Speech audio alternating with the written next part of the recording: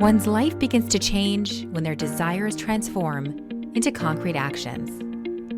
You're listening to the Desire to Be podcast, where your desires for your life and relationships become your mastery. I'm your host, Devora Goldberg, and thank you for joining.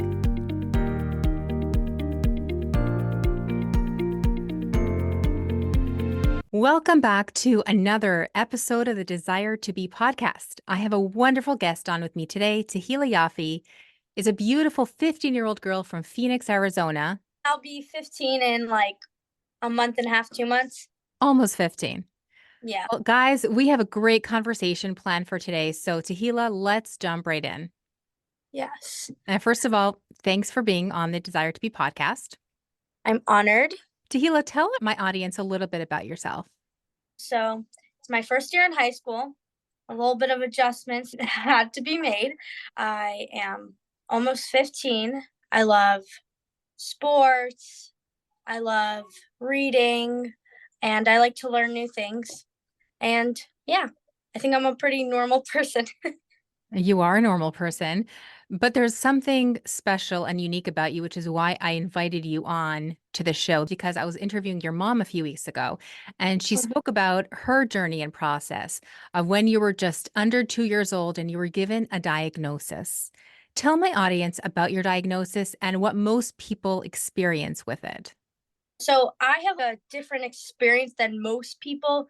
But when I was 2, I was diagnosed with the condition called alopecia, which in simple terms, it means that my body is sort of allergic to the hair, fights it off, and in turn, I'm hairless. There's Mhm. different types of alopecia. There's alopecia universalis, which is what I have. So I'm like no hair at all. Some Mhm. people patches, like spotted, and there's different types. And the doctors told my parents to do lots of weird things, Such as what?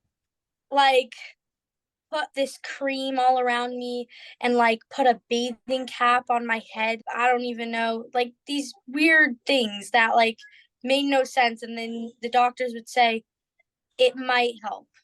Mm. They never would say it would. My experience is different from most people's because most people, a lot of times, they get it when they're older. So it's harder for them to adjust. But I Mm. sort of grew up like this. So it wasn't easy at the beginning, but now it's not something I think about, and I don't think anyone really thinks about. So it's not even a place that you go to, it sounds like thinking about what those early days were like, because for you, this is just all that you know. Yeah. It's like I don't think of myself any different. Yeah. And why should you? We're going to deep dive into the amazing Tehilla that we know and what I want my audience to learn about you. So that shouldn't hold you back. It seems like it doesn't bother you that you may look a little different from your peers, meaning that's just the outside. It's not the inside. It's not the heart. It's not the resilience and the strength that you have. But if someone would ask you, why doesn't it bother you? What would you answer to them? Well, it doesn't bother me because like it used to it never really bothered me, but I had like this itch in me, like it's hard to be different.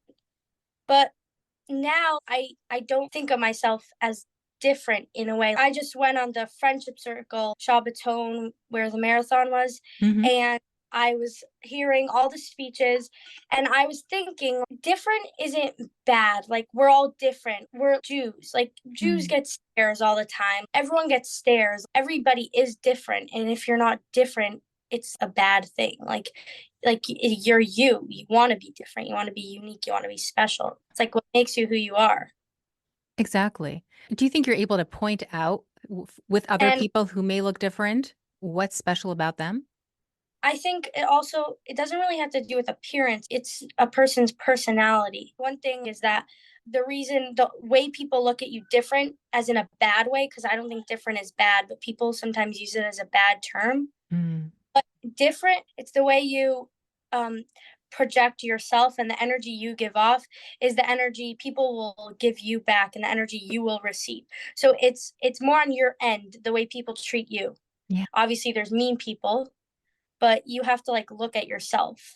I'm so happy you said that, Tehilla, because that was actually my next question. I think that the position that you're in order to be so strong, you really have to be taught self-acceptance and self-love at a very young age. Tell us about your experience. So a lot of times when I was younger, even now, but I just look at it differently. I can share my two different perspectives from when I was younger. I'd go to the park and I remember people crowding around me and people just pointing and staring and Mm, whispering. I remember running over to my mother and I started crying. Like it was really hurtful.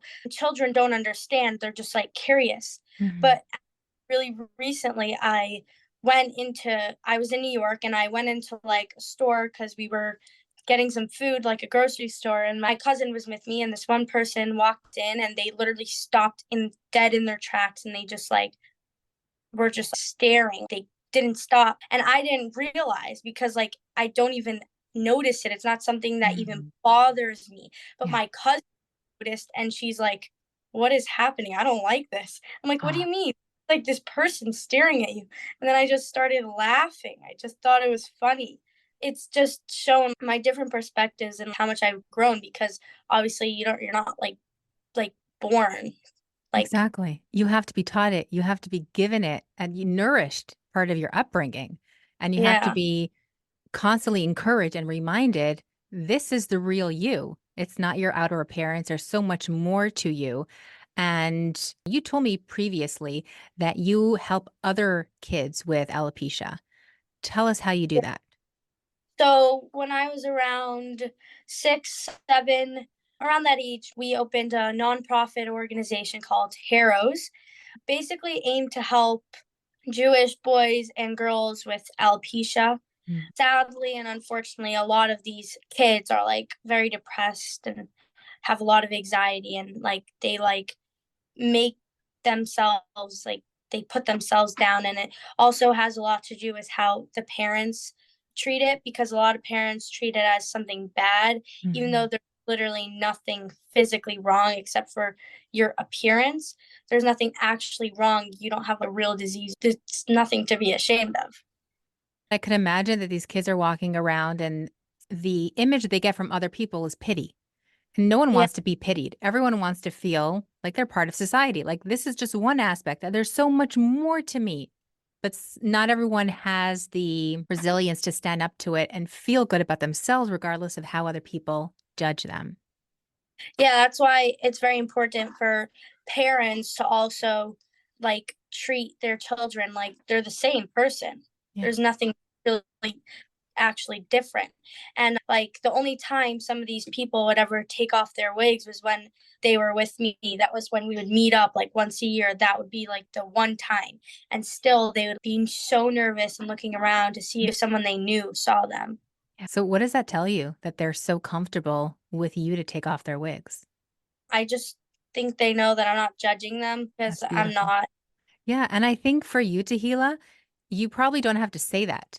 Probably just Yeah, like you said, the energy you give off of acceptance of who you are, someone just feels that and they're like, this is cool. I don't need to put on a mask around Tehila. I try. You told me previously that you're very self-disciplined. Tell us in which areas you like to be self-disciplined in. So every morning I try to wake up around 5:30 to 6. I wake up and I work out before I go to school because it helps me stay more focused in school if I get my energy out before. So I try to do that even if I don't like do anything intense and like stretching, just like something Mhm. to get my mind and body moving before I go to school, which really helps.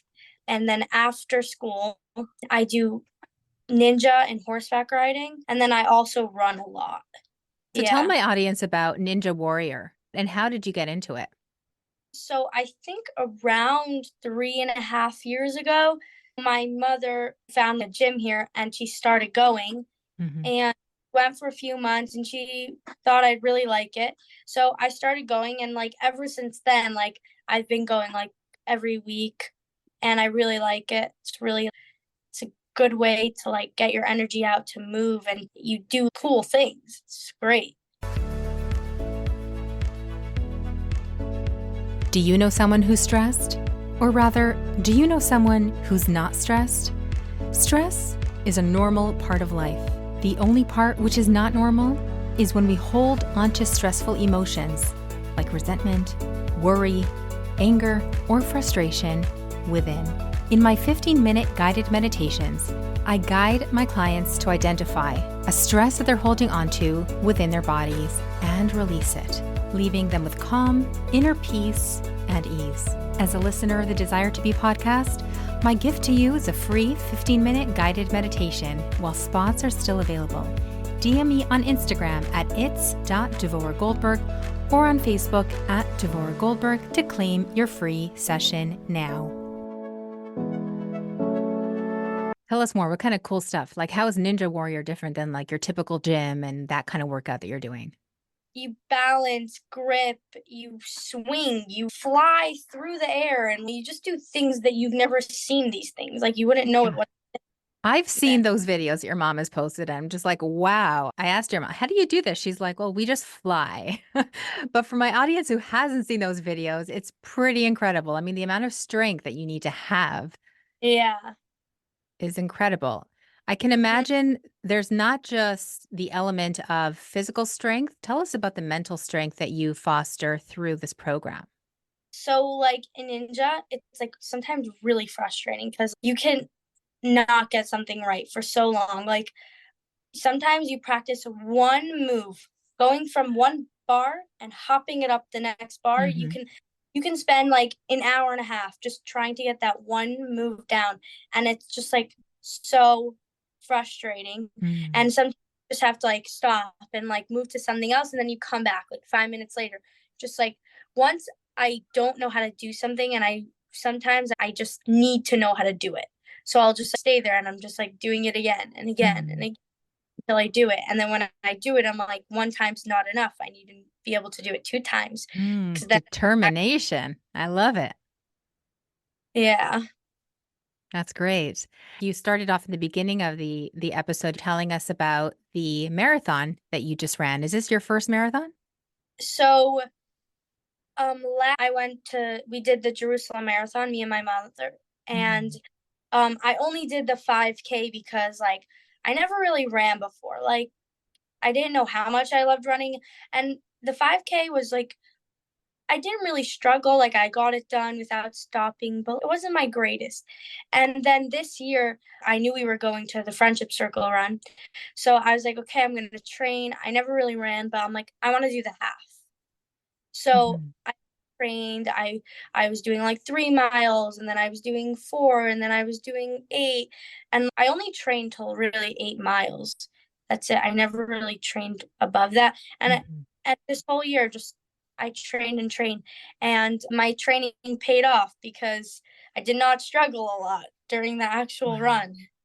So you didn't Yeah. actually train for that amount, that distance, but because you were training for so long, you were able to continue going? Yeah, so I did speed, so I would run like 4 miles and I'd run like 7-minute miles. That's how far I got. Mm. Now I'm able to run like 7-minute miles for 4 miles straight, or 8-minute miles for 6 miles straight. Mm. And I worked on my endurance, and I'm athletic like overall, so it definitely helped. Yeah. But I set a really good pace when I was at the marathon, when I was doing the run, Mhm. and I only started struggling by like mile 8. And what was your pace? I did like a 10-minute mile pace. At a certain point, did you think, okay, I got to stop. I can't continue. No, once you stop, then it's harder to start again. So what Yeah. kind of mental endurance do you need in order to run a marathon? First, you need to just go into the marathon thinking that you're going to finish, like you're going to do it. And when you're doing it, you got to like hype yourself up. I use the app Strava, and I get to see like how many minutes, how far I've gone. And I look down and I'm like, whoa, I actually did this much already. Like I surprised myself. You just got to push through. Every single time I finish running, no matter how long or short I run, I always think at 5 minutes after I finish, I could have ran more. You Like feel like you every time. can continue. Yeah, even after the half, I was just like, I could have done more. It gives you like a rush. Yeah, that's incredible. I love how you're the one giving my audience inspiration to move to push their bodies because it's all in our minds, right? And there's so Mm. many adults who don't want to get up first thing in the morning before their day starts. And this is a great message that you're teaching my audience. Maybe there are teens as well who are listening to the show and can learn this from you. I want you to speak for a moment to the teens because, as you know, at your age, there's so much peer pressure to look a certain way, to have a certain body type, perhaps, maybe to have the latest gadgets, the latest accessories. What's your view on all this? And what would you tell another teen who may be struggling through this, trying to keep up with other people? First of all, people should move because they like want to feel good because they shouldn't move because you want to be a certain size. Then it makes moving not fun. So you want to find something that's actually fun for you. Don't work out if it's not fun for you. Do Mhm. Pilates, do yoga, like run, weights. Like there's so many different things you could do to move. It doesn't have it could literally be rollerblading. Mhm. It could be even walking, like just anything. And do it because you love it, not because you're doing it for something other than that. Right. And I what about think that's like keeping up with other people and judging oneself based on what someone else has and what they still have to keep up with? well, first of all, the grass is always greener on the other side. And it's like a really true saying because everyone has struggles and everyone is thinking the same exact thing. Everyone's thinking, oh, I need to get this. And the other person's also thinking the same exact thing. And you just have to know that you're never going to catch up. You're just going to burn out. You're never going to, it's never going to happen. It's not how it works. You can never keep up with all this. Mm. So there's no point in even trying Yeah. because it's not possible. And you're just going to tire yourself out. We also don't know what we're comparing ourselves to. There was a Yeah. story I heard about this woman whose husband was killed in a car accident. And a couple of weeks later, she's walking down the street and her child says to her, Ma, are you jealous of these other couples that you see walking down the street together, holding hands? You see they're together. And she said, why would I be jealous of them? Maybe there's something going on in their life that I don't have in mine. And thank God, because that's not what was given to me. And also, I think there's always a deeper reason, like what you were saying about the couples. Like, she's not jealous of them. She just wishes she had her husband. Exactly. Like, there's a deeper reason. She's not trying to be like them. She may miss one aspect, but that's not the entire picture. So I love how you brought that out, that there's so much more to another person and there's really no space for jealousy essentially. Yes. Well, there is because it's normal to be jealous. But then we could put into perspective and say, Yeah. "Hey, what blessings do I have? What do I have that I'm proud of?" It's regardless of the other person. Yeah. The Desire to Be podcast is taking sponsors for upcoming episodes. If you have a business that you'd like to advertise, if you have a product that you'd like to advertise, this is the platform to do it on. It will reach all my audience members, giving you lots of great exposure. Or maybe you just want to sponsor an upcoming show and support the Desire to Be podcast. If you're interested in sponsorship or advertising, reach out to me on either LinkedIn or on Instagram. You'll find me under my name, Devora Goldberg. Thank you again for listening.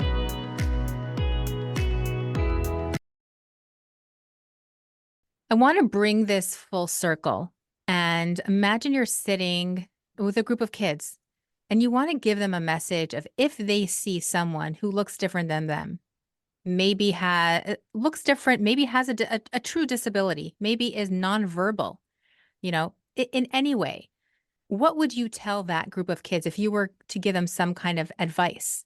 How would you approach someone who looks different, but there's so much more to the person that we can learn from or we can get to know? First of all, you don't always need to approach people. Like, if you're just walking through the store, you just smile and just like wave or smile or just like Yes. glance nicely. And if you're curious, then you can go up and you can either if there's someone next to them or you can say, "Hi, how are you?" You can like treat them like not pity. Don't Yeah. pity people. Just treat people like they're normal people because they are. They have feelings and no one really likes to be pitied. I think a lot of people can learn from this. Like you said, just walking in a store, seeing people on the street, there's nothing more beautiful and more simple than a smile, hello, hold the door, and create a sense of acceptance for everyone and trying to get to Mhm. know people if we can, if they're in our community, be curious in a positive way. I want to ask you finally, Tehilla, what are you most grateful for? I am most grateful for my family for sure, because they're the people that have made me who I am. My parents have helped me, my brothers have helped me grow, and they've always been by my side. Like, family is just everything. That's beautiful. And Yeah. it's so much to be grateful for, and it's such a beautiful thing to fall back on, and thank God you have that great foundation. Yeah. Also, one more thing. So, because I have no hair, people a lot of times think I'm sick. So, sometimes it comes with perks. It does. Tell us Sometimes about it. sometimes I get free stuff. One time I got a huge platter of cupcakes. Practical was that? It was very good. People randomly, like when I'm on a hike with my whole family, people will come up to me and be like, "A few more steps. You got this, sweetie." That's what I mean by don't pity. Like, God is with you. Like, don't worry. Thank you. I know. Like, people say some weird stuff. I was in a museum, and one time this kid, like, was pointing at me and literally thought my head was an egg. Mm. I don't really get it, but the parents get really scared and they get like really scared and they make it way worse because they're like, no, no, no, no, sweetie, sweetie, no, no, no, no, no. And they're like trying to like turn the kid, but the kid is like still staring and like hitting their head and pointing at the same time. So, like, you know, better for the parents to just be like, yeah, she is. She's bald. We Yeah. know. Just like make it more normal. The parents also on the other side make it worse. So, yeah. Exactly. Like I asked you the question, Yeah. what would you say to a bunch of kids? But I think we have to start with the parents. Let's just normalize our world around us. Yeah, there's, like, so many funny stories like that my alopecia gives me. Just so many funny stories. And that's great because we have to laugh through life. There's so Yeah. much that's serious. And if we can just make fun and laugh and just have a nice giggle, it just lightens it up and it just takes the heaviness away from things. I really had no idea how much fun I would have speaking with you. And I can honestly say that you inspire me so much with your words, with your confidence, with your poise. And I'm really excited to see how you continue to show up in this world, show up and shine, and watching you accomplish so much in life. Ah, what a great episode. Thank you for being here. I truly, truly appreciate you. I'd love for you to tap 5 stars and let me know what resonated. Be sure to connect with me on Instagram, Facebook, and LinkedIn under my name, Devora Goldberg. That's where I give you more content. That's where we're able to engage even further. Until next episode, stay safe and be well.